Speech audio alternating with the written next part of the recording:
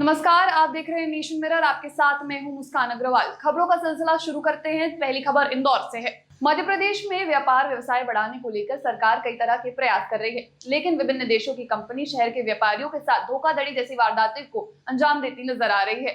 इसी के तहत यूएस बेस्ड कंपनी द्वारा लाखों रुपए की धोखाधड़ी हुई इंदौर में, जिसकी रिपोर्ट थाने में दर्ज कराई गई है। विजयनगर में एक अपराध पंजीबद्ध हुआ है और इसमें एक शिकायतकर्ता ने काफ़ी पहले एक शिकायत दी थी कि उसने एक यूएई बेस्ड एक कंपनी है, उसके साथ में जो बैग्स, जैसे स्पेशली ऐसे बैग्स जिनका उपयोग कोई खाद्य सामग्री या अन्य प्रकार की जो पैकिंग के लिए उपयोग होता है, उसके रॉ मटेरियल के लिए उसने उनसे बात की थी और उसके एवज में उसने पैसे भी जमा कराए थे एडवांस में।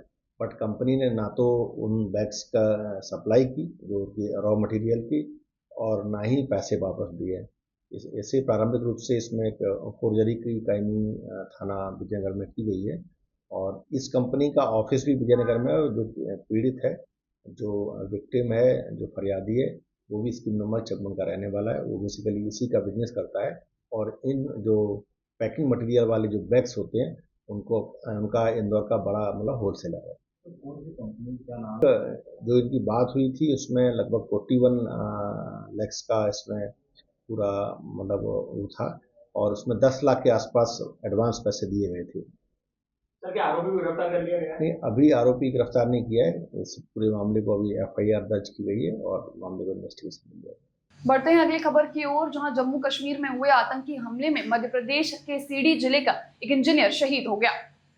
भारतीय जनता पार्टी के प्रदेश अध्यक्ष व सांसद श्री विष्णुदत्त शर्मा एवं प्रदेश संगठन महामंत्री श्री नित्यानंद जी ने जम्मू कश्मीर में हुए आतंकी हमले में सीडी जिले के ग्राम डिटोरा के इंजीनियर श्री अनिल शुक्ला के निधन पर शोक व्यक्त किया है। भाजपा प्रदेश अध्यक्ष श्री शर्मा ने ईश्वर से दिवंगत आत्मा को अपनी श्री चरणों में स्थान देने के लिए प्रार्थना की। बढ़ते हैं अगली खबर की ओर, जहां ग्यारसपुर तहसील के थाना हैदरगढ़ के अंतर्गत वावना नदी में 30 वर्ष शाहिद खान का शव मिलने से क्षेत्र में सनसनी फैल गई है। व्यक्ति एक दिन से लापता था, जिसकी गुम होने की रिपोर्ट थाने में दर्ज कराई गई थी। पुलिस जब जांच पड़ताल पर जुटी तब नदी से उसका शव बरामद हुआ। बढ़ते हैं अगली खबर की ओर, जहां पिछोर एसडीएम शिवदयाल धाकड़ पिछोर की कृषि उपज मंडी पहुंचे, जहां उन्होंने मंडी पहुंचकर औचक निरीक्षण किया। अगली खबर मध्य प्रदेश के बैतूल से है, जहां पुलिस लाइन स्थित शहीद स्मारक पर प्रतिवर्ष अनुसार इस वर्ष भी 21 अक्टूबर को शहीद स्मृति दिवस का आयोजन किया गया। पुलिस कर्मियों के परिजनों को शाल श्रीफल भेंट कर सम्मानित किया गया। वहीं शहीद स्मारक पर पुलिस कर्मियों द्वारा पुष्प अर्पित कर शहीदों को श्रद्धांजलि दी गई। यह आयोजन प्रतिवर्ष किया जाता है। इस वर्ष भी शहीदों की याद में यह आयोजन किया गया, जिसमें शहीद पुलिस कर्मियों के परिजनों का सम्मान कर वीर शहीदों को याद किया गया। जैसा कि आप सभी को विदित है, 21 अक्टूबर को शहीद स्मृति दिवस का आयोजन प्रतिवर्ष किया जाता है और इस वर्ष भी हम लोगों ने शहीदों की याद में कार्यक्रम का आयोजन पुलिस लाइन में किया हुआ है हमारे शहीद स्मारक में। और विगत वर्ष जो हमारे यहाँ से जितने भी शहीद हुए थे उनके परिजनों को भी यहाँ पर हमने सम्मानित करने का काम किया है।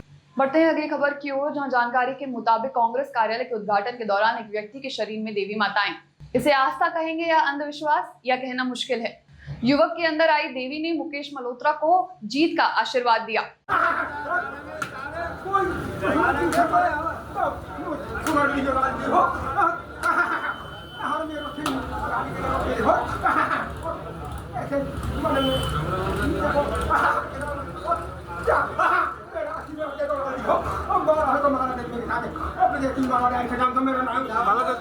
बढ़ते हैं अगली खबर की ओर, जहां भारतीय जनता पार्टी के बाद अब कांग्रेस ने भी अपने उम्मीदवार की घोषणा कर दी है। विजयपुर विधानसभा से कांग्रेस ने अपना उम्मीदवार एक आदिवासी चेहरे को बनाया है, जो कि पहले से निर्दलीय चुनाव भी लड़ चुका है।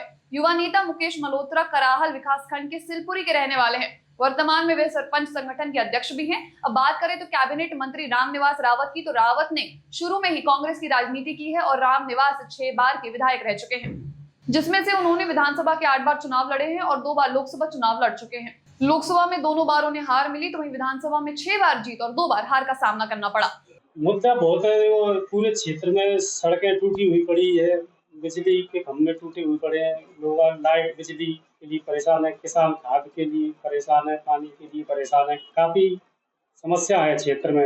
आज तक विकास हुआ नहीं है। कई यहाँ पर विधायक मंत्री आते रहे हैं लेकिन कोई विकास हुआ नहीं। इसलिए कांग्रेस पार्टी पूरे इन मुद्दों को लेकर चुनाव लड़ेगी पूरी दमदारी के साथ। देखो पिछले बार निर्दलीय में हम अकेले थे और समय बहुत कम था हमारे पास, इसलिए थोड़ा हम लोग पिछड़ गए थे। लेकिन इस बार पूरी पार्टी तैयारी कर रही है और सभी लोग हमारे साथ में हैं, तो इस बार परिणाम अच्छे आएंगे और चुनाव बहुत अच्छे वोटों से जीतेगी कांग्रेस पार्टी।